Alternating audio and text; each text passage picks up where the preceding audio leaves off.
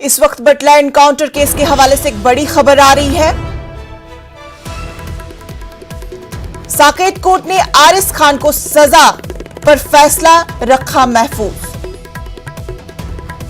Saket court 4 बजे अदालत फैसला सुनाएगा। आपको फिर से एक बार बता दें कि बटला हाउस एनकाउंटर केस के हवाले से बड़ी खबर आ रही है। साकेत कोर्ट ने आरिस खान की सजा पर फैसला रखा महफूज। 4 बजे अदालत फैसला सुनाएगी।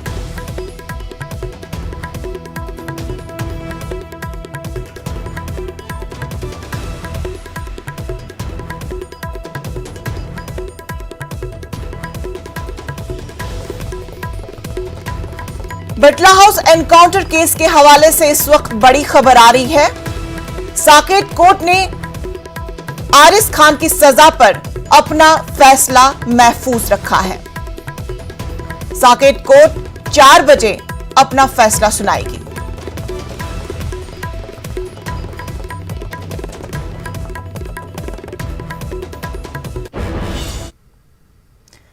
किसान